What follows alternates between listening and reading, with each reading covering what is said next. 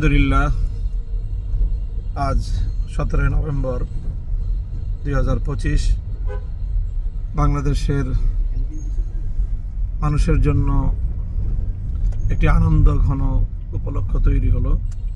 ইতিহাসের একটি অনন্য দৃষ্টান্ত স্থাপিত হলো বাংলাদেশের বিচার বিভাগে। বিগত 2024 সালের জুলাই বিপ্লবের সময় নিরীহ ছাত্র জনতা সহ দেশপ্রেমিক নিরপরাধ মানুষের উপর নির্বিচারে হত্যাযজ্ঞ পরিচালনার দায়ে ইতিহাসের বর্বরতম ঘৃণ্যতম নরঘাতক স্বৈরাচারী শেখ হাসিনাকে মৃত্যুদণ্ডের ঐতিহাসিক রায় প্রদান করেছে আন্তর্জাতিক অপরাধ ট্রাইব্যুনাল। আমরা মনে করি এই বিচারের মধ্য দিয়ে প্রমাণ হলো জুলুম, অত্যাচার এবং মানুষের অধিকার হরণ করে নিস্তার পাওয়া যায় না। দাম্ভিক স্বৈরাচারী শেখ হাসিনার এই পরিণাম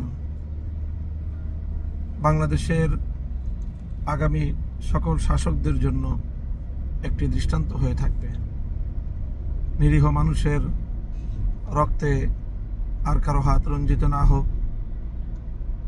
নিহত শাহাদাতপ্রাপ্ত বীর শহীদানদের আত্মার মাগফিরাত কামনা করছি। সেই সাথে যারা আপনজন হারিয়েছেন, আজকের ঐতিহাসিক রায়ের মধ্য দিয়ে তাদের অন্তর কিছুটা প্রশান্তি লাভ করবে, সান্ত্বনা পাবে। যারা জীবনের তরে পঙ্গুত্ব বরণ করেছেন, তারা একটি সান্ত্বনা নিয়ে জীবনের অবশিষ্ট সময়টুকু অতিবাহিত করতে পারবে।